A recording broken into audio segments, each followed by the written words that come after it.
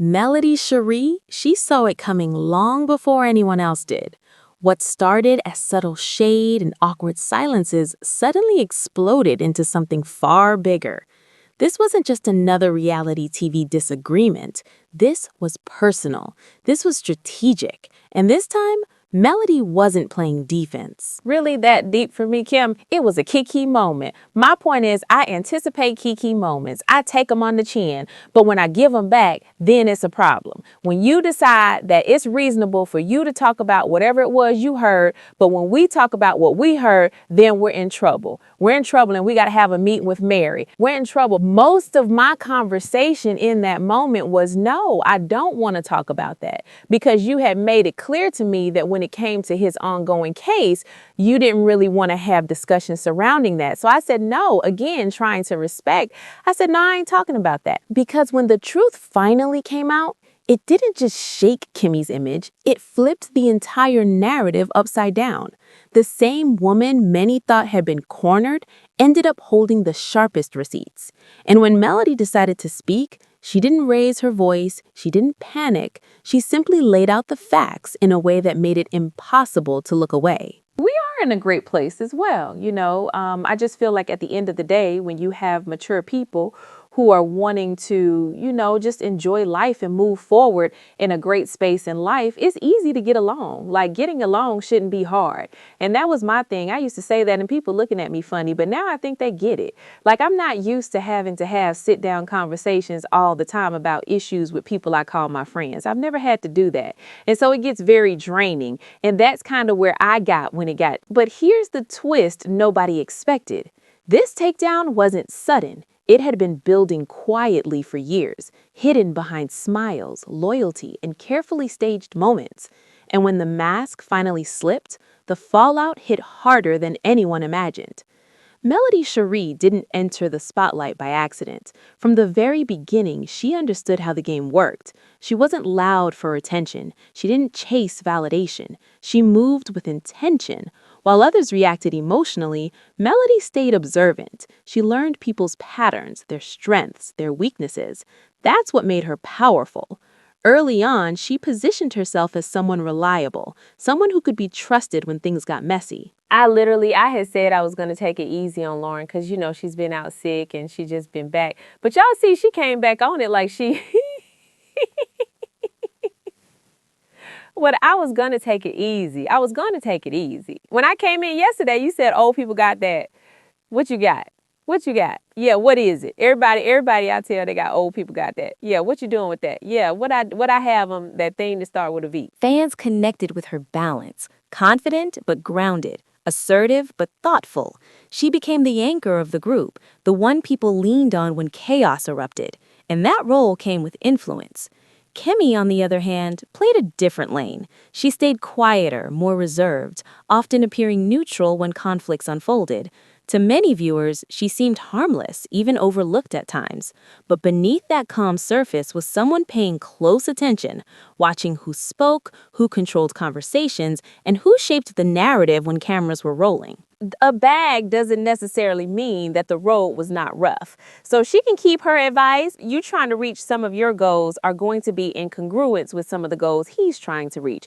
You just got to find a happy medium. I think she believed that they have done that. They're at that point in their life. And so he has to cheat to get there. What works for one person doesn't necessarily work for the other. It's like she's kind of grooming you to be a mini male, and that's not going to happen. Well, she's trying to create a male junior. Why? Like a mini me male. I just want to be me. I really think Mel wants somebody that wants to be like her. If you handing out blueprints, that means you want a duplicate of you. Tisha's happy in her scheme. She's picked somebody else. Our situation is different. Marcella's not cheating on me. Exactly. So it's like, no, it has taken a lot of work to get to us to where we're at right now. There was a time he didn't want you to get your license. At first, Melody and Kimmi appeared aligned. There was respect, shared space, and moments that suggested trust. They didn't need to be best friends to coexist, or so it seemed. But unresolved tension has a way of resurfacing, especially when power starts shifting. As seasons passed, subtle changes became impossible to ignore. Conversations felt colder, support felt conditional, and behind closed doors, alliances began to shift. I think that Dustin has a point, and sometimes it's hard to hear. Her eyes are white too. Yeah, we thought they had a turning point in St. Thomas. Like by the time we got back, things were very different.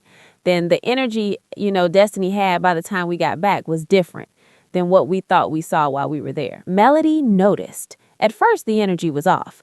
Information stopped flowing the same way. Decisions were being made without her input. Still, she stayed quiet because Melody knew reacting too early would only give others control. She let people talk, she let them move, and she kept notes, not on paper, but in memory. What nobody realized was that Kimmi had started positioning herself differently. No longer content staying in the background, she began stepping into moments that once belonged to Melody, speaking with authority, challenging narratives, aligning with people who had their own reasons to see Melody lose footing. Rumors started circulating, whispers of manipulation, accusations framed as concerns. It wasn't loud, but it was effective. Slowly, doubt crept in. Fans began asking questions. Cast members started choosing sides. And here's where things turned dangerous. Because once suspicion enters the room, loyalty doesn't survive for long. The breaking point didn't come with shouting. It came with silence. Melody noticed conversations stopping when she entered a room, messages left unanswered, plans made without her knowledge. Someone she once trusted had flipped the script, and the shift felt deliberate. Then Melody made her move. Not directly, not openly, she dropped hints, carefully chosen words, statements that sounded honest but carried hidden meaning. She framed herself as someone who had finally found her voice, implying she'd been silenced for years. And for a moment, it worked. Viewers sympathized. Some believed Melody had been controlling, dominant, even dismissive. The narrative started leaning away from the woman who once ran the show. But what nobody expected was Melody's response, because while Kimmi was talking, Melody was preparing. Instead of firing back emotionally, Melody gathered clarity. She revisited old conversations, replayed moments others had forgotten. She remembered who said what, when, and why. And once she was sure, she spoke, not with anger, but precision. When Melody finally addressed the situation, her words landed heavy. She didn't accuse without reason. She didn't exaggerate. She exposed patterns. She revealed timelines. She explained how loyalty was twisted into leverage, how private conversations were reframed to serve a new agenda. And that's when things unraveled for Kimmi, because Melody didn't just challenge her version of events, she dismantled it piece by piece. She pointed out moments where Kimmi benefited from Melody's support, only to later distance herself once the spotlight shifted. She highlighted how trust was weaponized, how shared struggles were turned into talking points, and suddenly the calm image cracked. Fans started noticing inconsistencies, statements didn't line up, emotional reactions felt rehearsed, and the question everyone began to ask was simple: who was really being honest? But Melody wasn't finished. What nobody expected was the deeper truth she revealed next. She explained how certain conflicts weren't organic at all, how situations were pushed, encouraged, and sometimes orchestrated to provoke reactions.